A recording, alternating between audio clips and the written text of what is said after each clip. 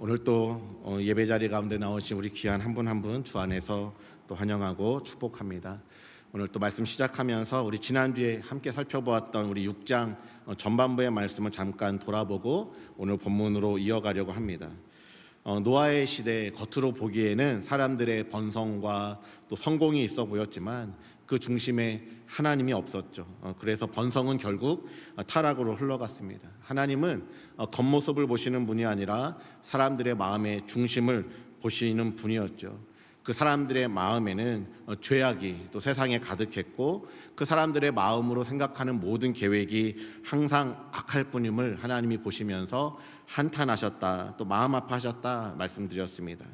그러나 그러한 시대 가운데에서도 하나님은 노아에게 은혜를 베푸셨죠. 노아가 완전해서가 아니라 하나님께서 노아를 택해 주신 은혜였습니다. 그래서 지난주에 우리는 이런 질문을 했습니다. 나는 무엇을 보고 또 선택하면서 살아가는가? 또 오늘 나의 중심은 하나님을 향하고 있는가? 또 나는 은혜를 입은 사람인가? 이런 질문들을 해보았습니다. 이런 질문을 마음에 품고요. 오늘은 계속해서 이어지는 6장 9절 이후의 말씀, 우리 6장 후반부의 말씀, 특별히 홍수 심판의 이제 서막인데요. 이 서막을 통해서 하나님께서 주시는 은혜와 또 그 마음을 살펴보기를 원합니다. 오늘 9절을 보시면 이렇게 시작합니다. 이것이 노아의 족본이라. 노아는 의인이요 당대의 완전한 자라. 그는 하나님과 동행하였으며. 여기 나오는 이렇게 족보라고 하는 단어, 히브리어로 톨레도트입니다. 족보, 또 계보, 내력, 사적 이런 의미를 가지고 있는데요. 창세기는 이 톨레도트가 나올 때마다 하나의 큰 단락이 바뀌는 구조를 가지고 있다고 말씀드렸어요. 그래서 이 족보가 나오면 이제 새로운 이야기가 시작되는구나 알 수 있는 겁니다. 5장에서 여러분 아담의 계보, 아담부터 셋까지, 노아까지의 그 족보가 쭉 이어지면서 한 1600여 년 10세대에 걸친 역사를 5장 한 장에 요약해서 빠르게 지나왔어요. 그리고 6장 9절에 또 하나 이제 노아의 족보가 시작되면서 6장 9절부터 9장 끝까지 노아의 시대, 특별히 홍수의 심판에 대한 이야기를 아주 길게 자세하게 기록하고 있습니다. 왜 하나님이 이렇게 하실까? 이 창세기의 말씀을 받는 하나님의 백성들에게, 또 오늘 저와 여러분에게 이 노아의 홍수의 이야기를 통해서 꼭 들려주고 싶은 하나님의 마음, 하나님의 특별한 메시지가 있기 때문입니다. 그래서 우리 6장 8절, 지난주에 보았던 이 한 구절이 굉장히 중요하다는 생각이 들었습니다. 그러나 노아는 여호와께 은혜를 입었더라. 이 6장 8절의 구절을 시작으로 해서 6장 9절부터 9장까지 모든 것이 이 말씀을 전제로 하고 있다는 것을 기억해야 돼요.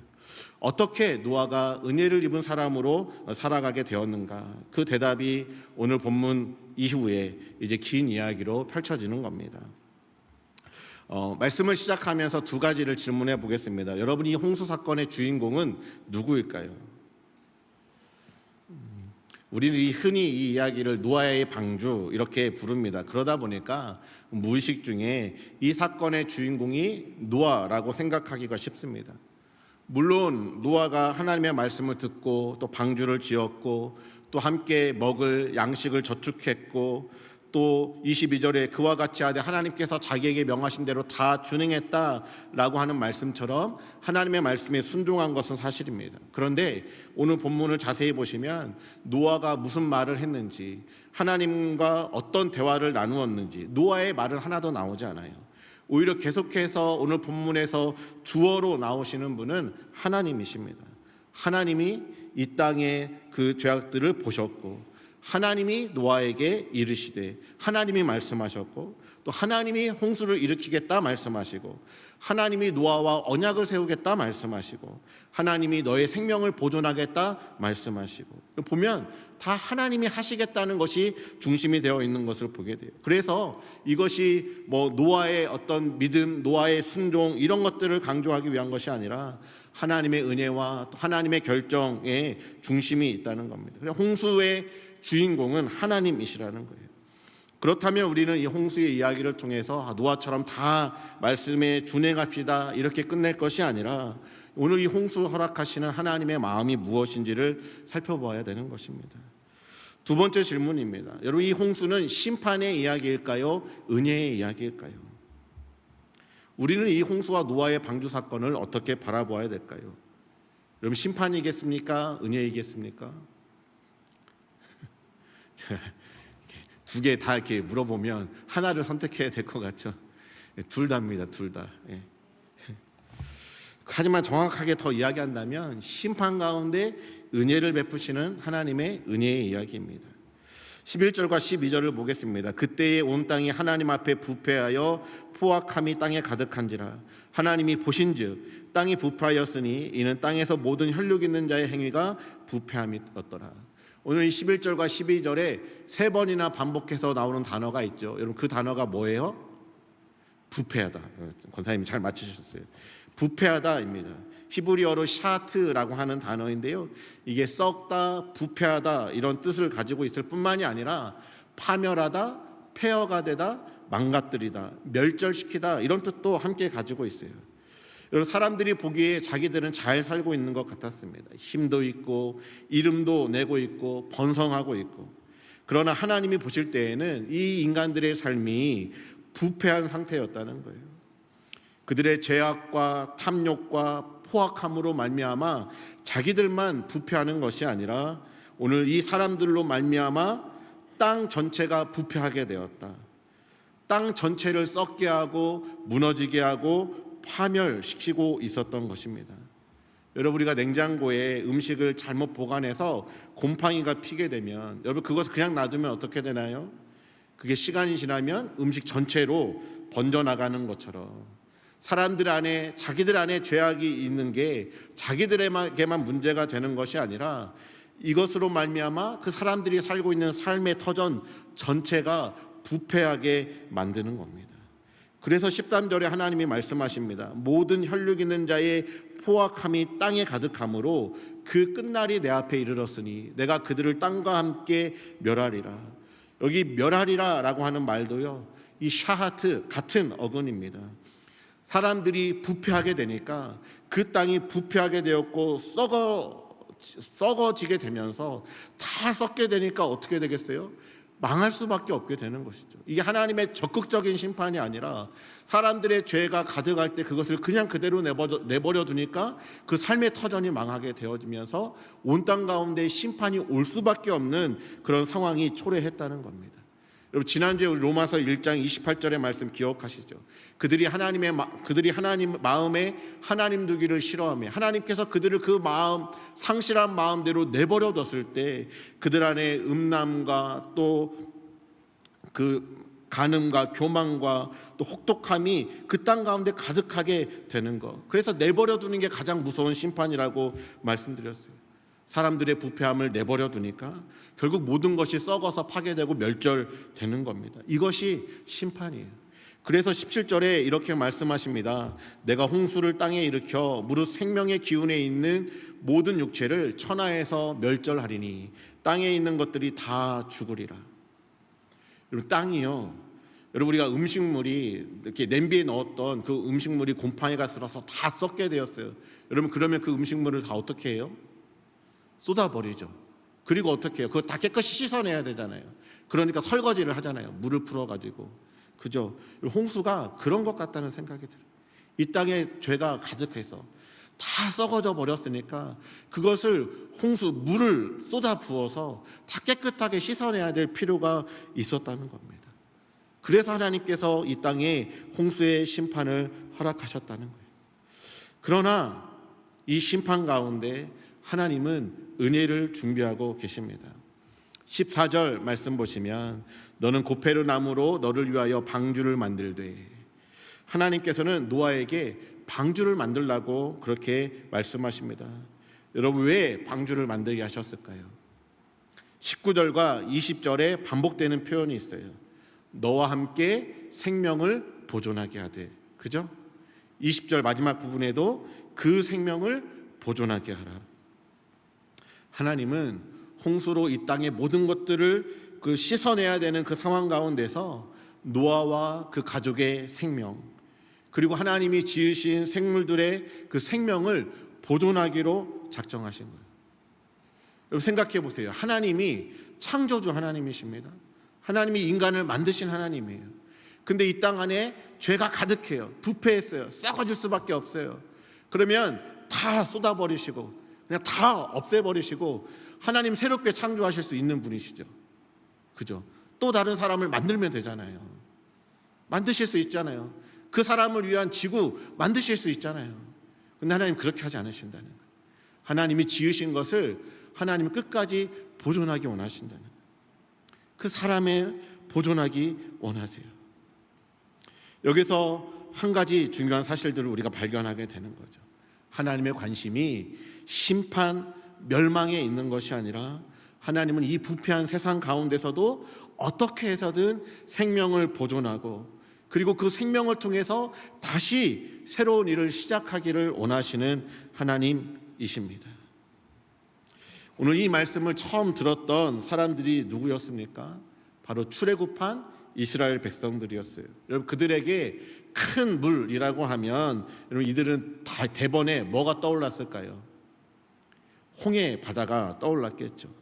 그들은 처음에 홍해를 보면서 우리는 끝났다. 하나님이 우리를 여기로 인도해서 여기서 우리를 다 죽게 하는도다. 그렇게 하면서 하나님 앞에 원망했어요.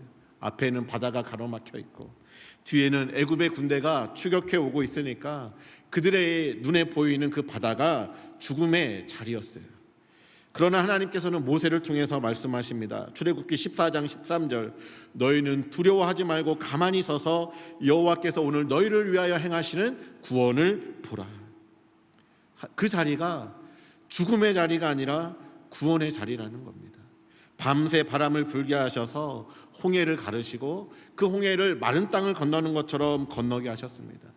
이 바다가 애굽의 군대, 애굽 사람들에게는 심판의 물이었지만 하나님의 백성들에게 홍해는요 구원의 길이 되는 그런 물이었습니다. 그리고 홍수도 마찬가지예요. 하나님 없이 살아가는 세상, 하나님을 거부해서 죄악이 가득한 그 세상에는 이 홍수는 심판의 물이지만 하나님의 은혜를 입었던 노아와 그의 가족에게는 생명을 보존하는 은혜의 물, 새롭게 시작하는 시작의 물이었다고 하는 사실입니다. 하나님께서는 방주의 재료와 크기를 구체적으로 알려주십니다. 고페르 나무로 만들고 안팎에 역청, 오늘날로 보면 아스팔트 같은 것들로 칠하고 길이는 300규빗, 너비는 50규빗, 높이는 30규빗, 그리고 위에 창을 하나 내도록 하고 또 3층으로 또 칸을 만들려고 하는 것은 그 동물들의 보금자리를 만들려고 그렇게 매우 자세하게 여러분 말씀해 주십니다. 학자들에 따르면 이 노아의 방주의 비율, 이 비율이요 바다에서 가장 안전하게 안정적으로 떠 있을 수 있는 구조라고 합니다. 큰 홍수, 40일 동안 쏟아지는 비와 또 땅 아래에서는 기품의 샘들이 터지는 그 심판 가운데서도 생명을 보존할 수 있는 구조, 그것을 하나님이 친히 설계해 주시는 것이죠. 그리고 나중에 하나님께서 출애굽한 이스라엘 백성들에게 시내산에서 무엇을 만들라고 하시죠? 성막을 만들라고 하시죠. 그 성막을 만들 때에도 어떤 재료로 만들어야 되고 또 길이는 어떻고 또 천은 어떤 것을 써야 되고 그것들을 다 구체적으로 설계도를 가르쳐 주시고 알려주시죠. 그러면서 너희가 임의로 짓지 말고 내가 너희들에게 보여준 그 양식대로 설계도대로 지으라 라고 말씀하십니다. 이스라엘 백성들이 그 말씀을 들었을 때 이스라엘 백성들은 이 창세기 6장에 처음 나오는 노아의 방주를 생각했을 거예요. 노아의 시대에 방주를 설계해서 주셨던 것처럼 지금 우리에게 이 성막이 하나님의 임재가 머무는, 하나님이 구원해 주시는 구원의 공간이구나 라고 생각했을 거라는 거죠. 방주도 성막도 나중에 성전도 오늘 이 시간에 교회도 하나님께서 준비해 주신 구원의 공간이라는 사실입니다. 오늘 세 번째로 하나님이 노아에게 베풀어 주신 은혜가 있어요. 어떤 은혜를 베풀어 주셨는지 세 가지로 정리해 보려고 하는데요. 첫 번째 하나님이 노아에게 주시는 은혜는 노아를 의롭다고 인정해 주시는 은혜입니다. 오늘 9절 다시 보시면 노아는 의인이요 당대의 완전한 자라 그는 하나님과 동행하였으며, 여기서 이 의인이라고 하는 단어가 히브리어로 이제 그 쯔다크라고 이렇게 이야기하는데요. 이거는 그냥 절대적으로 죄가 하나도 없는 그런 사람이라고 하는 뜻이 아닙니다.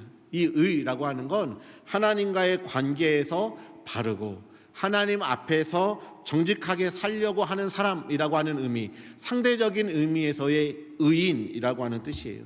완전한 자도 마찬가지입니다. 탐임이라고 하는 단어인데 도덕적으로 흠이 전혀 없는 완벽한 사람이라고 하는 뜻이 아니라 하나님 앞에서 일관되게 살려고 하는 사람, 이런 의미에 가깝습니다. 그래서 성경은 그냥 노아는 의인이요 완전한 자다라고 이야기하는 게 아니라 당대에라고 하는 표현이 중간에 들어가 있죠.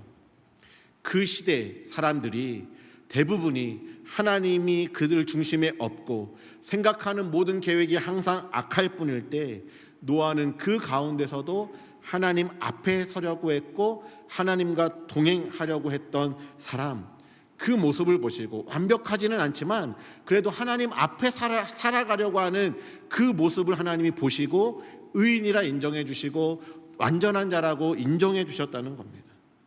오늘 저와 여러분도 마찬가지예요. 여러분, 우리가 흠이 없나요? 여러분, 우리가 완벽하게 살고 있나요?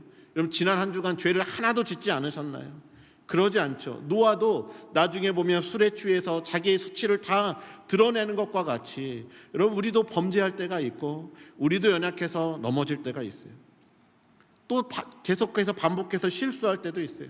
그러나 하나님은 우리의 중심을 보신다고 그러잖아요. 내가 그럼에도 불구하고 악인들의 꾀를 따르지 않으려고 하고 죄인들의 길에 서지 않으려고 하고 오만한 자의 자리에 앉지 않으려고 하고 그럼에도 불구하고 주야로 내가 하나님의 말씀을 묵상하면서 말씀 앞에 서보려고 하고 하나님 앞에 그래도 조금은 바르게 서보려고 하는 애쓰는 그 한 가지 그 중심을 보실 때 하나님께서 그 중심을 보시면서 우리를 의롭다 여겨주시는 것이죠. 그리고 완전한 자라고 인정해 주시고 함께 동행해 주시는 줄 믿습니다. 저 여러분에게 그 은혜가 있는 거예요. 두 번째, 노아에게 오늘 어떤 은혜를 주셨는가? 하나님께서 여러분 노아에게 말씀해 주시는 것이 은혜인 줄 믿습니다. 13절 보십시오. 하나님이 노아에게 이르시되, 말씀하셨다는 거죠. 땅이 부패했고 모든 혈육 있는 자의 행위가 부패했을 때 하나님 그냥 조용히 심판하겠다 작정하시고 어느 날 갑자기 심판을 내리시는 것이 아니라요, 하나님이 노아에게 이르시되 노아에게 찾아오시고 말씀해 주십니다. 사랑하는 성도 여러분, 오늘 하나님께서 우리에게 말씀해 주시는 것이 은혜입니다. 우리가 오늘 이 자리에 나와서 하나님의 말씀을 듣고 있는 것 자체가 은혜입니다. 그리고 그 말씀이 어디로 우리를 이끌어가는지 18절이 보여줍니다. 우리 18절 같이 한번 읽어보실까요? 시작.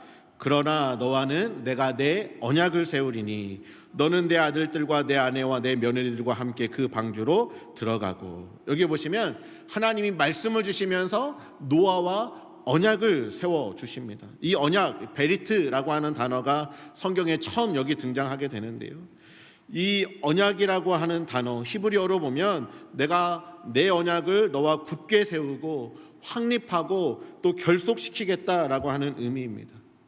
여러분, 원래 언약은 국가 간에 세우는 거죠. 어떤 조건을 내걸고 쌍방이 언약을 맺는 거예요. 우리 얼마 전에 한국과 미국이 관세 협상을 하면서 이제 그냥 구두로만 합의한 게 아니라 팩트 시트가 나왔죠. 그것을 작성하고 또 그 러튼이 상무장관이 또 서명하고 이러는 것들을 화상으로 회의했다고 나오게 되어지는데, 그렇게 언약을 약속을 맺으면 어떻게 되는 거예요? 이제 그것에 이제 결속되는 거죠. 그것을 다 이행해야 될 책임이 있는 거예요. 그런데 오늘 하나님의 말씀을 보면요, 너와는 내가 내 언약을 세우겠다라고 말씀하세요. 서로 쌍방으로 언약을 세우는 게 아니라 나의 언약을 너와 세우겠다고 하시는 겁니다. 하나님이 일방적으로 은혜로 주도적으로 언약을 세우십니다. 여러분, 왜 쌍방으로 언약을 맺지 않고 하나님이 일방적으로 언약을 체결하실까요? 인간에게는, 여러분 저와 여러분에게는 이 말씀 그대로 살 능력이 없기 때문에 그래요. 언약을 이행할 능력이 없어요. 그런데 쌍방간에 언약을 맺어버리면 인간이 잘못했을 때 이 언약을 이행하지 않았기 때문에 죽어야 돼요. 하나님이 그렇게 쌍방으로 언약을 맺지 아니하시고 일방적으로 언약을 맺으시면서 우리에게 말씀을 주시고 그 말씀으로 저와 여러분을 하나님이 저와 여러분을 묶으시는 겁니다. 창세기 15장에 아브라함과 하나님께서 언약을 맺으실 때요, 동물을 둘로 쪼개게 합니다. 그리고 원래 쌍방이 그 사이를 지나가야 되는데 하나님이 횃불 사이로 그 쪼개진 동물 사이를 지나가게 됩니다. 그 이야기는 무엇이냐? 하나님이 약속하신 언약이 깨지게 되면 하나님 자신이 이렇게 둘로 쪼개지겠다고 말씀하시면서 말씀하신 그 약속을, 언약을 반드시 이행하시겠다고 보여주시는 것이죠. 오늘 하나님께서 노아에게 말씀을 주세요. 그리고 그 말씀에 언약을 담아주세요. 그리고 그 언약으로 하나님이 노아와 하나님을 이렇게 묶으시는 거예요. 어떤 생각이 들었냐? 여러분, 그 급류가 집중호우가 내려서 여러분 급류가 이렇게 쏟아져 내려가면 사람들이 그 안에 갇히게 되어지는 때가 있죠. 그러면 구조하는 사람들이 그 안에 들어가서 그 사람하고 자기를 묶습니다. 왜냐하면 그냥 손으로 잡고만 나오면 놓치고 떠내려갈 수 있잖아요. 그래서 묶죠. 그게 끈을 연결해서 가서 끈을 묶고 그 사람과 자기를 묶는 거예요. 여기 하나님의 말씀이 그런 기능을 하는 겁니다. 그래서 하나님이 이 언약으로, 이 말씀으로 우리를 묶어주셔서 그 심판 가운데, 우리를 심판 가운데 휩쓸리지 않도록, 떠내려가지 않도록, 그 방주가 떠내려가지 않도록 묶어주시는 겁니다. 오늘 하나님께서 우리에게 주신 언약이 무엇입니까? 여기 있잖아요. 그죠? 신구약 66권, 바로 하나님의 말씀을 우리에게 주셨어요. 그리고 이 언약을 이행하시기 위해서 하나님 어떻게 하셨어요? 하나밖에 없는 아들 예수 그리스도를 이 땅 가운데 보내주셨잖아요. 예수님께서 십자가에 지시기 전에 그 떡과 피를 주시면서 이 피가 새 언약이라고 하나님 말씀해 주시죠. 그래서 그 예수님을 믿는 우리 모두는 멸망당하지 아니하고 구원을 얻게 되어지는 그 언약 안에 우리를 초대해 주신 것입니다. 오늘 하나님께서 이 언약을 주면서 나는 너의 하나님이 될 거야, 너희는 내 백성이 될 거야, 이것이 언약의 핵심인 것입니다. 우리에게 자격이 있어서인가요? 그렇지 않아요. 그런데 하나님이 저와 여러분의 인생 가운데 어느 날 찾아오셨던 거죠. 그죠? 그리고 말씀으로 약속해 주시고, 말씀으로 저와 여러분을 묶어 주시고, 우리를 하나님의 백성으로 이 땅 가운데 살게 해 주셨다는 겁니다. 그래서 말씀을 붙들고 사는 자는 살게 되어 있어요. 말씀을 붙들고 사는 자는 방주 안에 있는 자와 같습니다. 심판 가운데서도 생명이 보존됩니다. 이 말씀을 우리에게 은혜로 주셨으니까 여러분 어떻게 해야 되겠어요? 이 말씀을 붙드셔야죠. 읽으셔야죠. 그죠? 아멘. 세 번째, 오늘 하나님께서 노아에게 주신 은혜는 방주를 만들게 하고 그 안에 들어가게 하시는 것이 은혜입니다. 방주는 무엇입니까? 노아와 그의 가족, 또 혈육 있는 모든 생물들이 들어가서 생명을 보존하는 곳입니다. 그래서 너를 위하여 방주를 만들라고 하나님이 말씀하세요. 노아에게 방주를 만들라고 하셨을 때 1차적으로 이 방주의 혜택은 누구에게 가느냐? 노아 자신을 위해서 가는 거예요. 그리고 그의 아내와 또 아들들과 며느리들, 또 하나님이 지으신 온 세상의 생물들을 보존하기 위해서 방주를 만들게 하셨습니다. 여러분, 이 방주 안에 들어가면 노아가 할 수 있는 게 무엇이 있을까요? 이 방주는 배가 아닙니다. 여러분 보시면 키도 없고요, 방향장치도 없고 돛도 없고요, 노 젓는 것도 없습니다. 그냥 큰 축구장보다 조금 더 큰 나무 상자예요. 무엇을 의미하는가? 방주는 다음 주에도 이야기하겠지만 다다음 주에도 내가 조종하고 내가 방향을 정하고 내가 힘을 내서 무엇을 할 수 있는 곳이 아니라 그냥 하나님께 맡겨드리고 그 안에 머물러 있는 곳이 방주입니다. 홍수가 와도 풍랑이 일어도 파도가 쳐도 방주 안에 있으면 살아요. 심판이 없어서가 아니라 심판 한가운데서도 하나님이 아까 얘기했던 것처럼 방주를 붙들고 계시기 때문에, 그 방주에 자신을 언약으로 묶으셨기 때문에 방주 안에 들어가 있으면 사는 거예요. 여기 더 놀라운 게 있는데요. 이 방주라고 하는 히브리 단어가 테바입니다. 테바. 이게 성경에 딱 두 군데에 쓰여요. 오늘 노아의 방주라고 이야기할 때 테바라고 쓰이고요. 또 하나가 출애굽기 2장에서 모세를 담았던 갈대 상자 있죠. 여러분, 이게 테바입니다. 이스라엘이 애굽의 학대를 받고 있었을 때 아들을 낳으면 다 나일강에 던져 죽이라는 바로의 명령이 내려지죠. 그때 이 모세의 어머니 이 아들을 낳고 너무 잘생겨서 또 좋아 보여서 요게벳이 석 달 동안이나 숨겼습니다. 그러다가 더 이상 숨기지 못하게 되었을 때 그 요게벳이 이제 마지막 최후로 했던 것이 갈대 상자를 만들고 거기에다 모세를 넣고 역청을 칠하고 아기를 담아서 나일강에 띄워 보낸 겁니다. 그것이 바로 테바예요. 그 갈대 상자가 어디로 갈지 어떻게 될지 어머니는 전혀 알지 못했습니다. 그냥 하나님의 손에 맡길 뿐이죠. 이 요게벳의 노래라고 하는 대목에 보면 너의 삶의 참 주인 너의 하나님께 내 생각이 안 되네. 너를 맡긴다라고 하는 그런 노래가 있는데요. 그냥 그 모세의 삶의 참 주인이신 하나님께 맡기는 심정으로 갈대 상자에 나일강가에 띄워 보낸 거죠. 그런데 하나님이 어떻게 하셨어요? 그 갈대 상자가 갈대에 걸리게 하고 마침 그 자리에 바로의 공주가 목욕하기 위해서 나왔다가 시녀들이 걸어가는 것을 보는데 거기에 갈대 상자가 있는 것들을 발견하게 하면서 모세를 건져주시잖아요. 뿐만 아니라 모세만 건져주신 것이 아니라 모세를 통해서 이스라엘을 출애굽시키시는 새로운 구원의 역사를 이루시죠. 그것이 갈대 상자의 역할입니다. 그것이 오늘 노아의 방주의 역할이라는 거예요. 우리 눈에 그냥 상자일 뿐일지 모르지만 하나님의 손에 붙들리니까 그 상자가 노아의 방주가 구원의 방주가 되었다는 겁니다. 여러분은 우리에게 방주가 무엇입니까? 방주가 누구입니까? 예수 그리스도가 방주이시고요. 그분의 몸된 교회가 하나님이 이 땅 가운데 남겨놓은 방주입니다. 구원의 방주죠.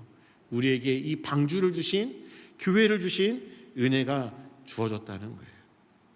오늘 말씀을 맺겠습니다. 여러분, 홍수 심판 너무 아프고 슬퍼고 무서운 사건이지만 하나님은 이 심판 자체를 기뻐하시는 분이 아니라 그 심판 가운데서도 마치 그 어머니 요게벳이 모세를 그 나일강에 띄워 보내는 것처럼 방주를 만들어 그 안에 모세와 하나님이 주신 모든 생물들을 넣어서 보존하기를 원하시는, 멸망 가운데서도 생명을 보존하시며 새로운 일을 시작하기 원하시는 그 은혜 베풀기 원하시는 하나님이심을 기억하셨으면 좋겠습니다. 그래서 오늘 우리가 숨쉬고 있는 것, 우리가 오늘도 주 앞에 나와 예배드리고 있는 것, 말씀을 들을 수 있는 것, 여러분, 이것이 우리가 은혜 안에 머물고 있다는 증거입니다. 여러분, 오늘 우리에게 은혜란 무엇일까요? 은혜란 부족하고 연약하지만 그래도 믿음 지키며 살려고, 하나님 앞에 서보려고, 이 세상과는 다른 삶을 살려고 애를 쓰는 그 우리를 의롭다고 여겨주시고 완전하다고 인정해 주시고 동행해 주시는 것이 은혜인 줄 믿습니다. 은혜란 하나님 없이 살아가던 우리 인생 가운데 찾아오셔서 말씀을 주시고 그 말씀으로 우리를 묶어주시고 말씀으로 이끌어 가시는 것, 말씀만 의지하며 살 수 있도록 그 상황을 몰아가시는 것이 은혜인 줄 믿습니다. 세 번째, 은혜란 부족한 우리를 방주인 교회를 이루게 하시고 이 교회를 통해서 세상을 구원하는 도구로 여러분 교회로 살아가도록 인도하시는 것, 교회 안에 또 살게 하시는 것이 은혜인 줄 믿습니다. 여러분, 오늘 한 주간에도 이 은혜를 기억하며 살아가셨으면 좋겠습니다. 여러분, 그리고 특별히 이번 한 주간 우리 다음 주에 추수감사주일로 하나님 앞에 예배하잖아요. 한 주간 그 하나님의 은혜를 조금 돌아보셨으면 좋겠어요. 그리고 기도하셨으면 좋겠어요. 다음 주에 물론 헌금도 준비하면서 헌금 드리겠지만 보니까 헌금 봉투에 감사 제목 쓰는 난이 없어요. 그게 아쉽던데, 그 감사 제목은 여러분들이 여러분의 마음에 입술로 고백하셔서 써보시고 여러분의 마음에 새기셔서 다음 주에 여러분의 마음과 함께 여러분의 삶과 함께 우리 하나님 앞에 이 은혜에 감사하는 마음으로 나아오셔서 감사의 예배를 드릴 수 있기를 소망합니다. 감사의 계절이잖아요. 저 여러분의 삶 안에 또 우리 교회 안에 하나님이 베풀어 주신 은혜를 기억하면서 감사로 영광 올려드리는 저 여러분 우리 교회 되기를 주님의 이름으로 축복합니다. 이 시간 같이 기도하시겠습니다. 오늘 같이 기도하실 때 하나님 내게 베풀어